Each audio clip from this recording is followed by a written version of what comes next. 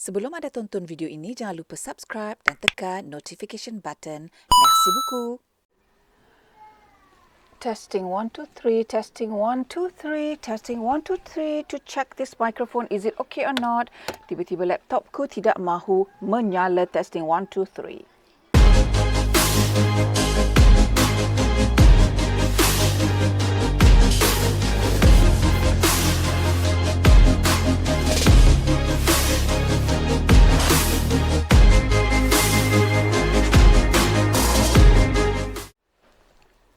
Kembali kita bersama DJ Short sendiri anda di channel Intan Pukang Light.km. Dah lama rasanya tak buat video cakap Syok sendiri macam ni kan. So hari ni terpanggil sebab ada banyak dah aku tengok komen-komen di dalam video-videoku yang dah aku post di vlogku ini. Jadi ada yang berkesempatan dah aku nak balas.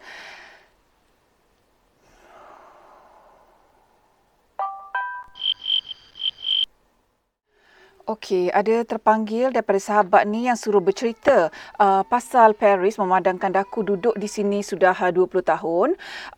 Walaupun daku tidak duduk di center, daku duduk di selatan Paris, tapi daku dah berpengalaman pergi turun naik train masa berjumpa dengan guest untuk tourism purposes.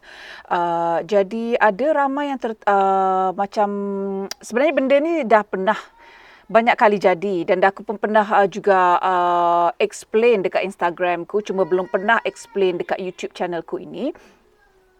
Jadi buat anda yang ingin datang ke Paris, berimpian untuk datang ke Paris, tolong jangan percaya apa yang anda baca dekat internet, sebab ada komen-komen yang mengatakan yang buruk-buruk tentang Paris ni. Kena tengok kesahihan dia dan kena tengok juga grup tu di mana. Jadi maksud saya, kalau anda tengok di grup, contohnya lah grup backpackers ke, jadi anda boleh tahu kalau grup backpackers ni dia duduk di kawasan mana kalau pergi bercuti.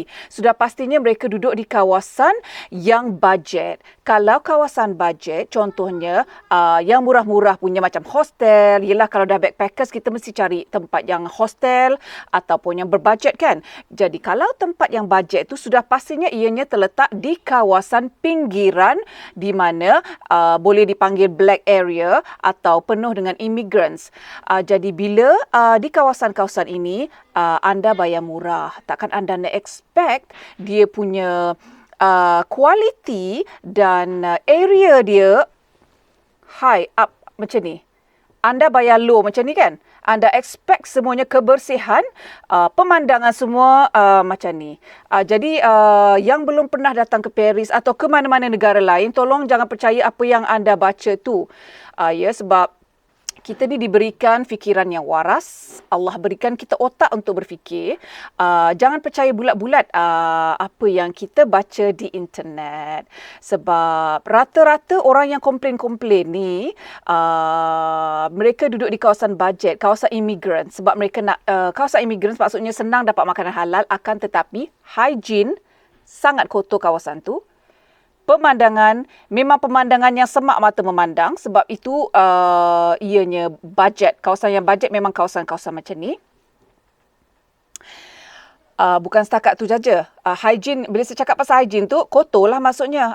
Orang kencing, bau kencing ke, atau sampah merata-rata ke, atau kita nampak homeless everywhere ke, dah kawasan yang low standard punya kan, kawasan yang budget punya. I think you know what I mean. Contohnya kalau macam lorong apa, I don't know if it exists lagi ke tak, lorong haji type kan. Sama juga. You nak cuti, you nak tempat macam 5 star, tapi you nak bayaran macam belakang lorong haji type tu So it's the same dengan mana-mana negara, termasuklah Paris. You nak good service, really up service, tapi you are not willing to pay that up. Jadi bila dapat servis yang tidak baik berdasarkan apa yang anda bayar tu, anda komplain. So tidak adil rasanya memberi komen-komen sebegitu. Dan ada yang mengatakan banyak homeless di Paris ni, bergantung kepada keadaan juga. Di mana kalau di kawasan seperti yang saya katakan, kawasan immigrants, contohnya ramai yang hendak berduduk di dekat-dekat dengan train station yang besar, contohnya Gare du Nord. Gare du Nord tu memang terkenal dengan kawasan yang agak korang, korang. Kalau orang-orang yang dia budget dia up sikit, diorang takkan duduk di kawasan tu. Orang yang duduk kawasan situ sebab dia nak budget, dia nak berbajet, dia nak catch up train yang murah awal pagi, jadi diorang nak duduk dekat dengan Gare du Nord dan train station kat situ. Maka you nak murah, you dapat servis yang macam tu lah kan. So janganlah banyak komplain kalau tengok muka-muka macam muka pecah rumah kat luar tu. Dah you nak yang murah kan, yang budget. So you have to open your mind. Jadi buat anda yang teringin nak pergi Paris tu, saya nasihatkan bajet tu, tinggikan bajet tu sikit supaya duduk di kawasan yang elok-elok. Bukanlah nak kata yang kawasan really mahal, no. Tapi kawasan yang elok. Find out dulu tempat area yang anda nak duduk tu, baca review dulu. Kalau memang kalau banyak yang nak cari halal food semua, jadi anda kena berdepan dengan kawasan-kawasan macam ni lah. So dalam hidup ni kita kena sacrifice. Kita nak go for one thing, kita kena sacrifice one thing. Jadi you nak tempat yang banyak senang nak beli halal food semua, tapi kena sacrifice lah kawasan tu banyak pecah rumah, muka pecah rumah, kotor, kencing, bau hancing ke, sebab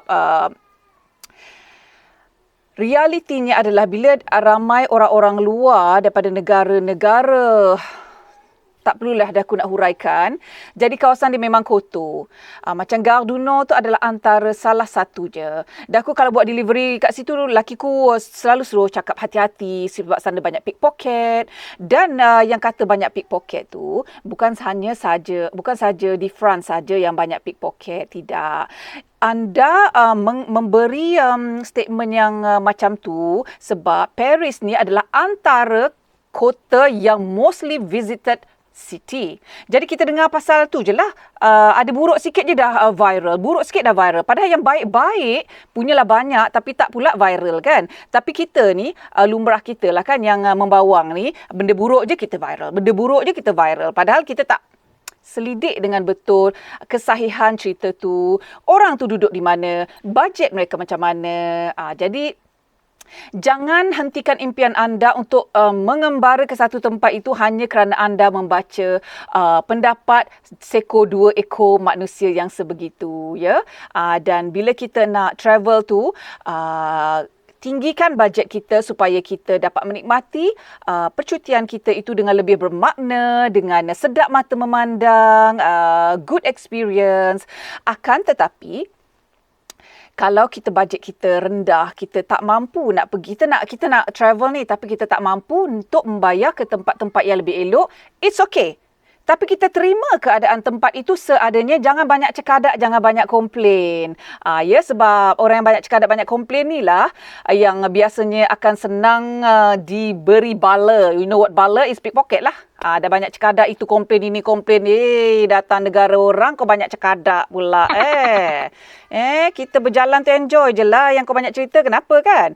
Yang pasal pickpocket pula, tadi dah cakap dah tadi kan. Bukan hanya di negara Paris, di bandar Paris saja banyak pickpocket sebenarnya. Tapi anda banyak cerita, banyak dengar pasal Paris ni sebab Paris lebih banyak dilawati daripada bandar-bandar lain di Eropah. Jadi anda pun fikir banyak pickpocket. Padahal aku ni banyak customer dan guest yang datang Paris, diorang terlampau takut sebab diorang baca you all yang baca-baca pasal cerita orang komen-komen yang memburuk-burukkan Paris ni kan. Diorang dah jadi terlampau takut. Jadi bila datang Paris ni macam tak enjoy dah. Tak enjoy. Punyalah tengok orang takut kena pickpocket semua. Last kena pickpocket dekat London sebab dia rasa London selamat. Kau ambil kau kan. Kat Paris gabra sangat, tak ada orang pickpocket pun. Sekali dekat London yang dia buat dono je kena pickpocket. Moral of the story, di mana saja anda pergi, tak kiralah negara Eropah, negara orang putih yang maju, penyangak tetap ada. Harus diingat, penyangak-penyangak itu, most of them, majority of them tidak datang daripada negara itu. Penyangak-penyangak itu adalah datangnya daripada orang-orang luar. Jadi anda tak boleh judge yang orang di negara France ini kaki mencuri, kaki pickpocket, kaki pau orang. No. Mereka tak ada kerja je nak pickpocket. Yang selalunya pickpocket, pau-pau orang ni, scammer ni, semuanya datang daripada negara-negara Eropah miskin yang merempat datang ke sini. So jadi kita kena buka minda kita sikit. Jangan percaya apa yang kita baca, semua yang dekat kita baca dekat forum-forum apa kejadahannya semua tu, jangan percaya. Sebab kalau anda percaya kepada setiap satu yang anda baca, Sampai mampu lah tak pergi melawat negara orang. Sampai mampu aku cakap tak dapat nak pergi tempat orang. Sebabnya percaya sangat dengan apa yang kata. Lihat dengan mata anda sendiri tempat tu. Jangan percaya sangat apa orang cakap. Sebab my customer, my guest semua yang duduk di kawasan elok-elok yang ataupun duduk di kawasan yang biasa, they enjoy their holiday sebab diorang datang dengan niat untuk appreciate, menghargai dan menikmati pemandangan serta culture orang. Diorang tak ada niat lain. Jadi, bila dah berfikiran terbuka, ready untuk terima apa saja, jadi semuanya dipermudahkan perjalanan mereka. Dan hati-hati itu adalah mesti. Di mana juga kita berada, kita kena hati-hati. Jadi, orang-orang macam ni, dia just, dia macam orang lain juga, naik train, naik bus probably juga. Tak ada apa masalah sebab they enjoy the place. Bagi diorang, it's hard untuk datang tempat macam ni. And they are being very careful. In the end, they really enjoy, tak ada apa-apa masalah. Jadi, sebenarnya semuanya terpulang kepada mentaliti dan cara kita berfikir dan juga niat di dalam hati kita. Kita pergi travel ni untuk menikmati negara dan culture orang dan pemandangan indah yang Allah jadikan, atau niat kita pergi keluar negara ni untuk posing-posing, buat gaya have-have, lepas tu komplain sana, komplain sini, macam gaya macam anak datuk pula kan. Itu semuanya bergantung kepada niat kita. Sebab bila niat tak betul, itulah masanya Allah akan bagi kita cash right away, pickpocket. Akan tetapi ada je orang niat dah bersih sesuci murni, sesuci lebaran ni, tapi kena juga. Tak jadi apa yang kita boleh buat bila diduga macam tu, kita terima je lah, dah itu dugaan, dah Allah kata itu rezeki setakat tu je. Sebagai seorang Islam, itu cara kita kena berfikir bila ditimpa musibah. Bukannya kita nak memekak sana sini, kutuk-kutuk negara tu. Itu macam tidak menerima, macam mana nak cakap, tidak menerima dugaan yang Allah beri. Macam itulah. Jadi, jangan hentikan impian anda untuk melawat negara-negara lain. Jangan hentikan impian itu hanya semata-mata mendapat nasihat buruk daripada segolongan orang. Dengar pendapat semua orang. Jangan hanya dengar pada satu golongan ini yang bajet punya golongan. Itu saya nak cakap. Sebab ada banyak my customer dan guest, ada bermacam-macam lapisan. Ada yang budget punya, ada yang sederhana punya, ada yang upper level punya. Most of them semua hargai apa yang diorang lihat kat sini. Walaupun despite apa yang diorang baca dekat internet. So, bila diorang, mostly memang macam, mostly jarang dah aku dengar yang kena pickpocket ke, yang tak hargai ke. Seberapa sini semua enjoy. Jadi, all I can say that, kalau nak kata orang tak friendly tu, tak cakap English, hello, have you been to German? Ada tengok tak yang case viral dekat Jerman tu? Suamiku selalu buat trip dekat Jerman juga. Orang-orang kat sana lagi langsung teruk English daripada orang Perancis ni. So, I think to those yang kata orang France ni tak nak cakap English, sombong, I think you better go to other European countries yang lebih teruk lagi daripada sini. Sebab consider kat sini sangat okey dia punya layanan berbanding dengan negara lain yang bila tengok orang pakai tudung ni lagi dia punya pandangan dan racism dia lagi teruk. So, I consider France ni still okey lagi. Jadi, kalau anda yang kata macam orang sini kerek tak nak cakap English tu, dah aku rasa cuba dulu pergi negara lain, contohnya Jerman, and you tell me your experience. Okey, hari ini adalah hari ke-5 potty training Nashifa. Orang kata potty training is like totally off diaper kan. Tapi dah aku punya way of thinking, berperingkat. Walaupun ada contohnya for the first 3 days tu ada diaper, tapi every 30 minutes I still consider it as a potty training. Walau ada orang lain kata bukan potty training tu kan, tapi aku tak kisahlah. It's all up to you how you think. For me it's still potty training sebab every 30 minutes aku ajar dia guna potty tu kan. So pengalaman untuk potty training ni for the time being, sebab dah lama tak merasa anak kecil dan potty training dulu kan. The last time was Jade when she was 2 years old. So that was in 2013.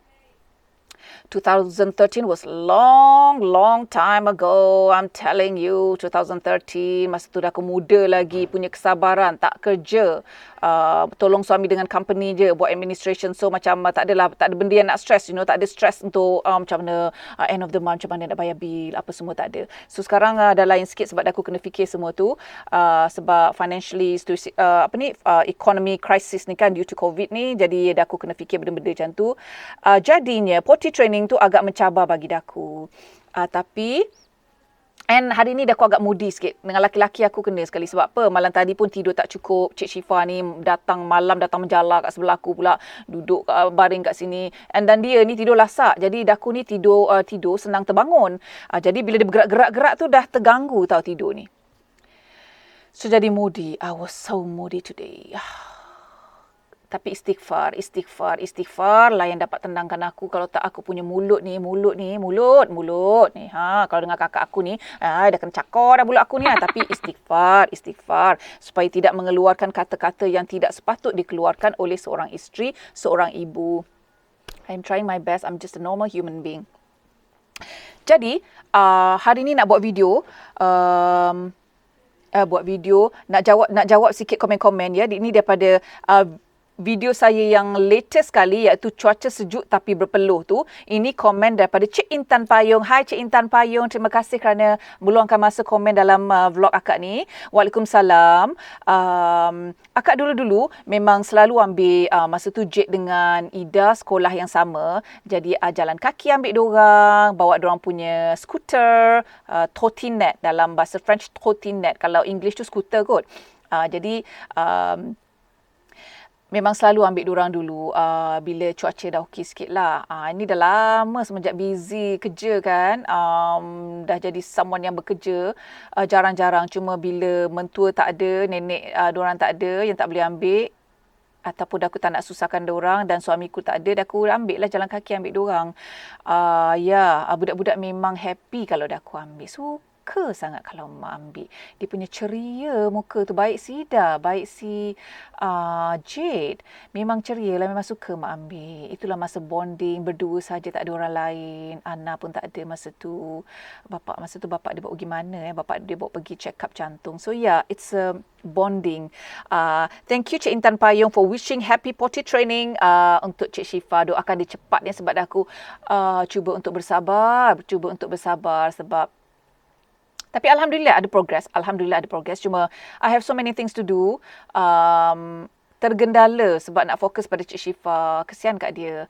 Tapi for the past few days semenjak buat potty training ni, aku sangat ada valuable time dengan dia. Melukis dengan dia, ajar dia buku dia, main dengan dia. Normally I don't really have this time, I just let her play on her own, tengok rancangan TV. Sekali-sekala saja. Ini memang potty training ni ada hikmah juga. Aku spend masa lebih dengan Cik Syifa. Azlina Baharudin cakap bayam Malaysia cepat lembik kalau goreng. So guna kailan okey kot. Yes, I remember bayam Malaysia kind of lembik ataupun masa goreng tu probably jangan lama sangat kot sebab yang dah aku guna epinard tu, spinach tu, dia besar lah, tobal, kena goreng lama sikit. Yes. Fariz Zuhaini, dia kata dah aku berjoging. No, dah aku tak berjoging masa ambil Jade tu, dah aku jalan. Daku ni arwah mak, kakakku, daku, kita orang jenis perempuan yang jalan sangat laju, tidak melenggang-lenggok. So sometimes kata, kau ni jalan cepatnya. Iyalah, nak lenggang-lenggok. I don't have time. Macam tu. So no, kita orang memang jenis jalan cepat. Mak, anak-anak semua jalan cepat. Yang anak perempuanku ni tak tahulah. Ya kot. Tapi kakakku ikut arwah mak. Rosita Madun. Dan ada komen-komen lain juga yang kata pasal dah aku ambil Jade balik sekolah tu. Macam nak cakap sebenarnya Duduk di negara luar ni, negara Eropah ni, dia macam nak cakap, memang kita kena hati-hati. Tapi tidak ada kes yang macam nak cakap amat very hardly lah ada kes kat kawasan sini. Memang jarang dengar macam kalau ada samun ke, pickpocket ke, ataupun nak kidnap ke. Memang kita kena hati-hati dekat hutan tu kan. Tapi ramai orang lalu lalang kat situ. Memang kena hati-hati. Tapi perasaan seram tu tidak elok lah. Perasaan seram kalau macam berada di negara sendiri. Perasaan takut tu tidak seperti bila berada di negara sendiri. So, na'udzubillah, minta Allah jauhkanlah daripada terjadinya benda-benda tak elok. Dan jet balik sekolah tu masa musim panas hari tu je, macam masa musim musim panas hari tu je, iaitu September, Oktober. Hari masih terang dan ramai je orang jalan kat luar tu. So she's not alone. Dan biasanya dia tak lalu jauh kawasan hutan tu, dia lalu on the other side ataupun dia ikut orang. Dia bukan, she's not alone. She never go alone. Tapi memandangkan sekarang ni dah musim sejuk dan dia pula dengar cerita Sida kata ramai kes dekat negara France dan the whole world perempuan kena kidnap, budak perempuan kena kidnap, dengan kena bunuh. So dia dah jadi takut. So dia tak nak anymore jalan kaki balik sekolah. So since then kita orang kena ambil dia lah dan tak biarkan dia tu. So you all kata seram-seram tu actually tak ada apa, okey je. Cuma yes, we have to be careful. That's not an excuse tu je. Yang tanya sana sekolah rendah pun hari-hari sampai petang. Okey. Rasanya sistem persekolahan di seluruh dunia dia ada average dia seminggu kena berapa jam. Jadi kalau anda sekolah daripada pagi sampai tengah hari saja, maknanya tiap-tiap hari ada sekolah, mungkin hari Sabtu saja. I assume macam itulah kan sistem pendidikan, almost the same everywhere kot. I'm not sure tapi rasanya kot mesti diorang ada calculate average kan. So bagi di negara sini, contohnya sekolah rendah, diorang start pukul 8.30 pagi sampai pukul 4.30 petang. Akan tetapi hari Rabu tiada sekolah. Dan biasanya hari Rabu, kaum-kaum ibu yang bekerja biasanya cuti. Macam tu. Sebab itu kat sini, kalau sale bermula pada hari Rabu, kerana hari Rabu ibu-ibu tidak bekerja, tiada sekolah. So, ibu-ibu bolehlah pergi menghabiskan duit bershopping-shopping. Maka sale bermula pada hari Rabu. Jadi, budak sekolah rendah, sekolah daripada Isnin sampai Jumaat. Rabu tak ada sekolah. So, hari 8.30 pagi sampai 4.30 petang. Untuk yang besar macam Ida ni, sekolah menengah, rendah dan sekolah menengah atas, diorang mula pukul 8 pagi sampai pukul 5 petang. Tapi ada hari-hari dia akan habis dalam pukul 4, pukul 4. Depends lah. Depends kalau kadang-kadang cikgu tak ada, entah cikgu absent ke, tak tahu gimana cikgu tu kan. Ada urusan ke apa, wallahualam. So dia habis pukul 3 ke, tapi very hardly lah kan. Tapi usually yes, pukul 8 sampai pukul 5. Biasanya pukul 8 sampai pukul 5 habis. Hari Rabu pula, budak-budak sekolah menengah, dia pukul 8 sampai pukul 12.30 sahaja. Pukul 8 sampai pukul 12. Dia half day je hari Rabu. Berlainan dengan budak sekolah rendah yang tak ada sekolah langsung hari Rabu. Bagi budak-budak universiti pula, macam si Adam ni, peringkat atas lepas bukan peringkat menengah. Diorang hari Sabtu ada kelas setengah hari. Hari Rabu aku tak ingat lah. Hari Rabu rasanya dia full day kot sekolah. So budak-budak yang peringkat lepas sekolah menengah ni, dia tiap-tiap hari ada sekolah daripada pukul 8 sampai 4.30. Ada lain sikit sampai pukul 4.30, depends juga. Dan hari Sabtu half day. Macam tu sistem pendidikan di sini. Dan juga dia lebih kurang je macam Malaysia contohnya. Ida dia tahun ni 15 tahun. So dia akan ada PT3. Is it called in Malaysia? Time aku dulu SRP. Siapa geng SRP angkat tangan? SRP. Sekarang ni PT3. So sama juga Ida tahun ni akan ada exam macam tu 15 tahun. Dia panggil brevet. Tu macam ala-ala PT3. Dan pada umur 17 nak masuk 18 tu, atau 17 antara 17-18 tu adalah A-level ala-ala SPM lah kot. Macam si Adam dia dah lepas dulu kan, tahun lepas macam tu.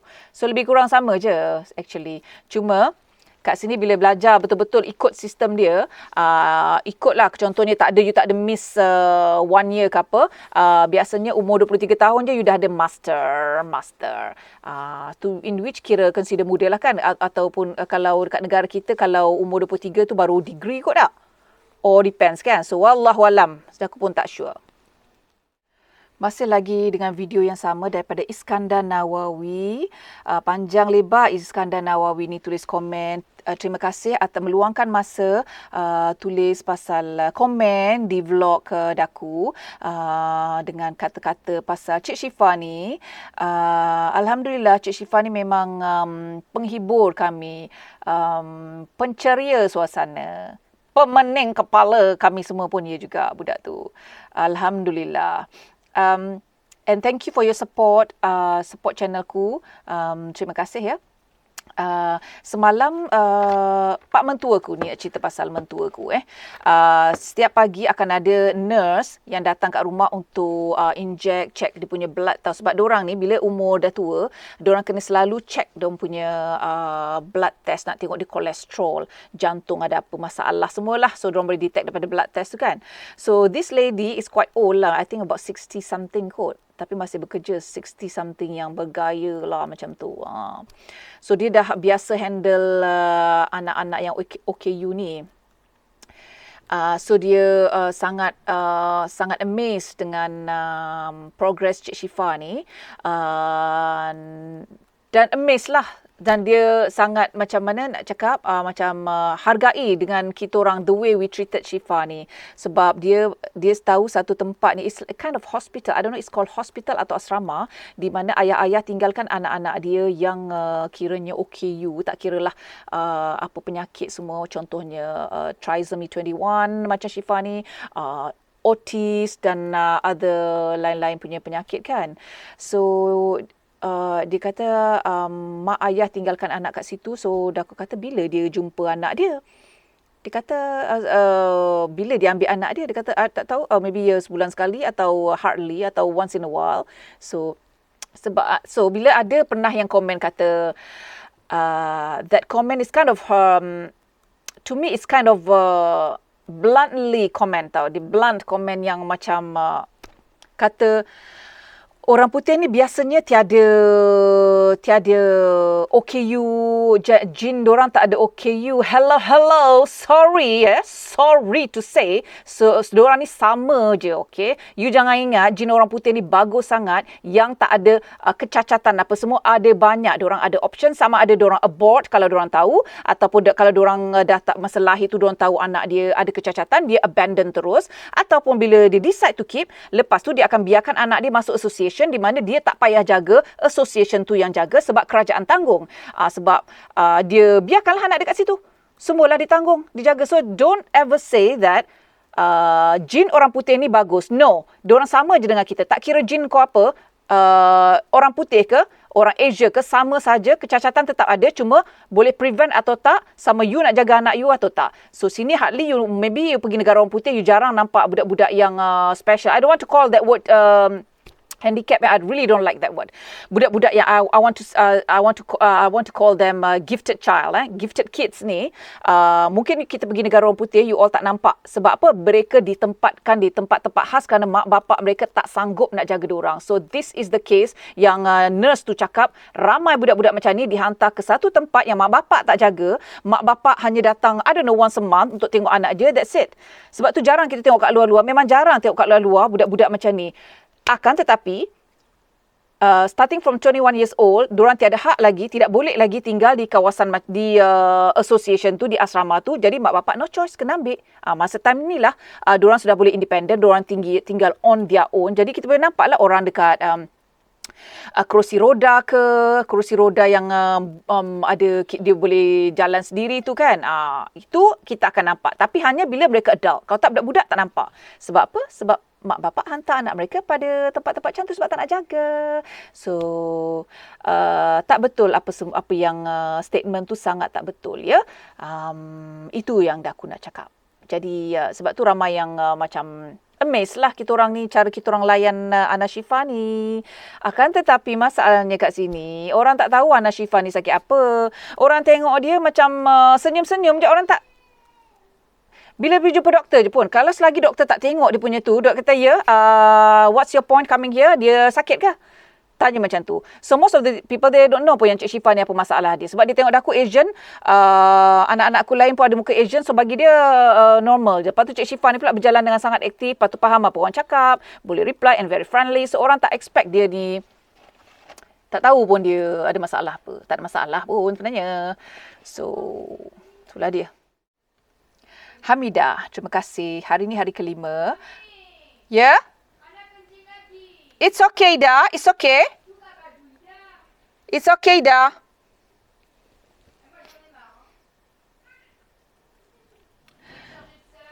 Okay, hari ni hari kelima. Tu Sida jaga adik dia tu. Baru kau tahu stres adik kau. Mak kau the whole day jaga adik kau tu potty training tau. Dan aku minta diberi kesabaran. Kalau ikutkan bapak dia, pakaikan je ada diaper. Lepas tu lah.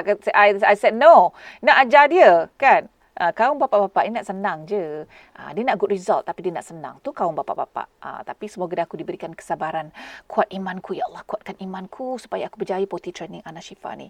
So, terima kasih Hamidah for wishing me luck. So far hari ni ada. Semalam, dah aku ternampak dia. Dah aku tengah buat kerja, tengah prepare masak kan.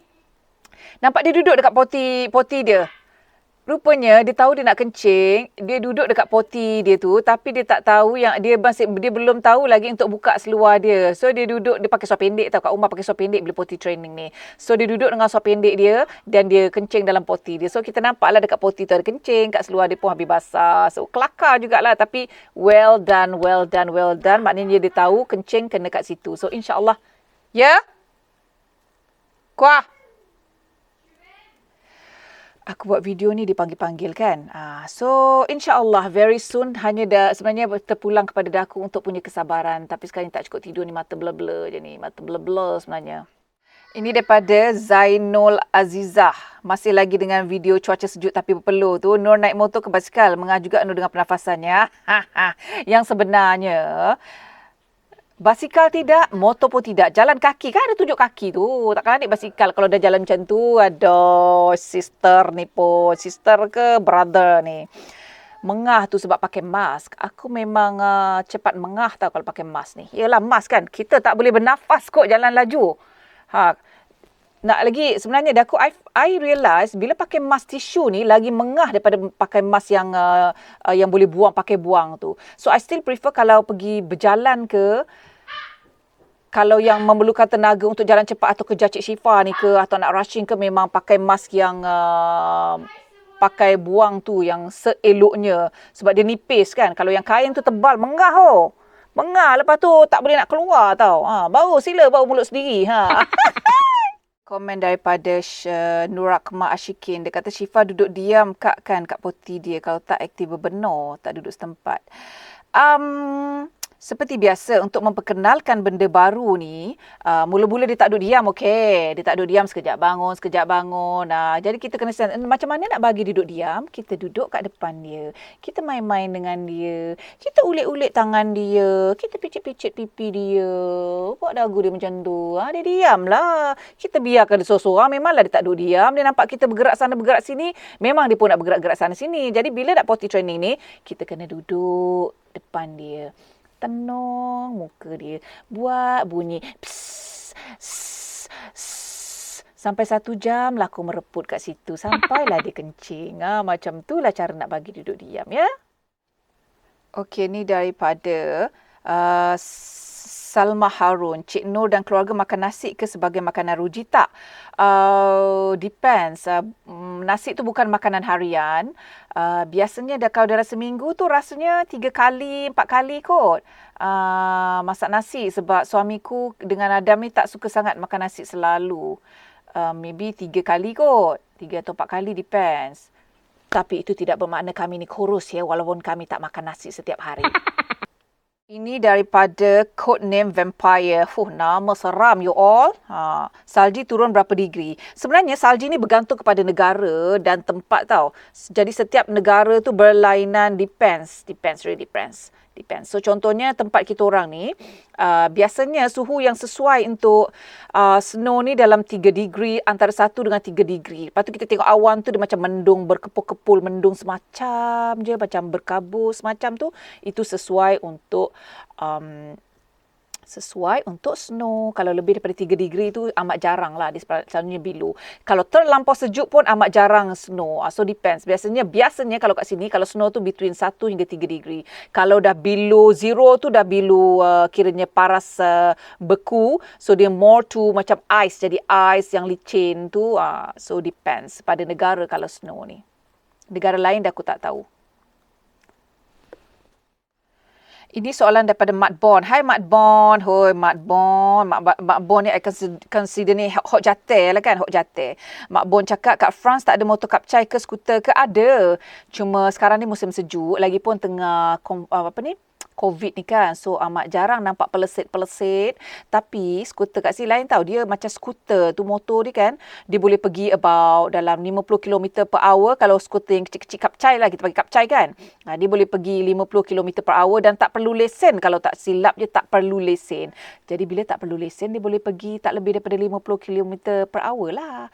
Lepas tu tak boleh masuk highway. Dia boleh masuk kawasan kampung-kampung. Kawasan yang dalam-dalam. Highway tak boleh pergi macam tu. So for now, sebab kat area kawasan rumah kita ni kawasan perumahan, rumah sebiji-sebiji. So tak ada orang-orang sini tak ada memiliki skuter-skuter kapcai macam tu, tak ada. Biasanya yang skuter-skuter kapcai ni ada banyak di kawasan apartmen atau flat, di mana budak-budak kat situ pakai skuter atau kapcai. Budak-budak muda lah biasanya. Kalau orang yang besar-besar yang bekerja ni dia upgraded, dia pakai motor besar sikit.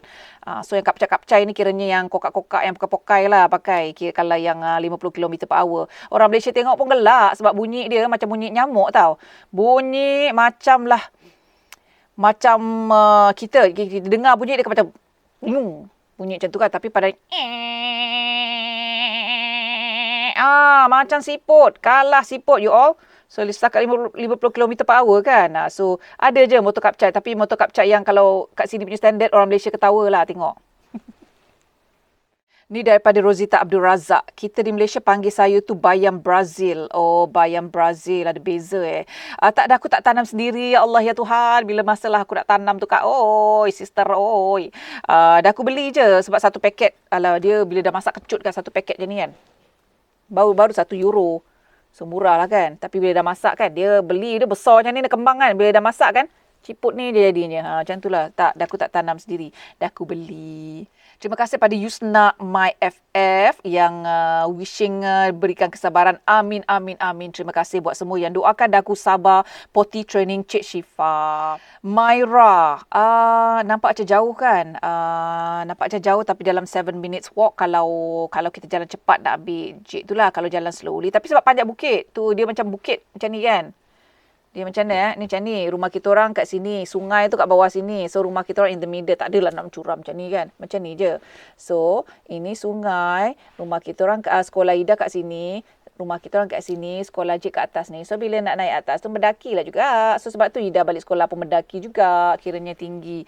Mongah lah. Bila nak balik tu senang, cepat je jalan. Tu yang mongah. Ruby Rahman, kau ketahukan akak kata Kak Nur ingat sejuk lemak beku. Boy. Tak adalah. Tapi memang berpeluh you. Tak semestinya. So imagine orang yang berjoging di kala winter, diorang tak pakai tebal-tebal sebab berpeluh gila you all. So bila orang berjoging di musim sejuk ni, kita nampak badan dia macam menjadi satu superpower. Superpower yang berasap-asap badan. Berasap badan ni sebab panas lawan dengan cuaca sejuk jadi berasap. Macam ais lah. Macam ais kan. Kita letak kat kawasan cuaca panas tu jadi berasap. Macam itulah badan orang jadi berasap. Sebab di badan dia panas, berpeluh dan di winter. Benda aku cakap ni. Siti Manaf, terima kasih kerana mendoakan. Amin, amin. Ya Rabbal Alamin. Amin, amin. Terima kasih. Baca Azizi Ramli punya ni. Susah nak siram. Sini cuaca sejuk. Dah lah cuaca sejuk, nak potty training di masa sejuk ni, anak easily boleh kena selsema, demam dan sebagainya. Jadi dah aku tak boleh nak siram macam tu. Kalau dah aku duduk Malaysia, ialah aku siram dengan kau sekali aku siram badan kau, satu badan aku siram suruh kau kenceng. Tapi kat sini tak boleh. Kat sini itulah dengan mengajar masa winter ni kan. Siapa anak aku yang aku ajar masa winter Ida, No, Jade. Jade lah masa winter, musim sejuk. Start umur 2 tahun. Sida dah aku ajar masa umur 2 tahun setengah ke tak ingat lah. Tapi bukan masa winter Sida. I don't remember. So Jade dengan Ana Syifa lah start musim winter ni. Sebab apa? Tengok aku dah tak tahu apa nak cakap. Ya. So masa winter ni aku kena hati-hati. So Cik Syifa ni dia pakai baju lengan panjang, legging, kalau dah legging dah basah semuanya, pakai seluar pendek lah. Rumah dia heater kan. So nak tak kaki tu pun tak boleh nak sejuk sangat kan, takut dia demam kan. Macam tu. Ini daripada Sister Alif Bata Allahu. Exercise no elok pakai kasut jogging no kaki tak sakit. Jangan jatuh. Jangan jauh. Biasalah kan. Tak terfikir, tak ready pun. So sebab ada certain clothes yang dah aku pakai ni tak sesuai pakai sneaker atau basket. Jadi dah aku pakaian ni pun tengok seluar tu sesuai tak pakai dengan ni, sesuai tak pakai dengan tu. Jadi bila dah aku pakai boots yang ankle high boots tu, okey je sebab tak adalah jalan jauh sangat. Actually kalau pakai kasut tu pergi hantar nasi ayam jalan jauh pun tak ada sakit pun kaki. So kalau pakai basket tu depends kot. So kalau pergi jogging, yes. Jogging you kena pakai kasut jogging lah. Ni bukan jogging kan. So I think pakai boots pun okey je. Depends keselesaan boots itu. Hey, I'm Elliot, aka Bangna. Follow me on Instagram, Elliot is North, or subscribe for my YouTube channel, Bangna TV, so I can reply to all of your questions there. I guess I cannot say it right now because she's the one who asking me the question. Terima kasih kerana menonton video ini. Jangan lupa subscribe dan tekan notification button. Merci beaucoup.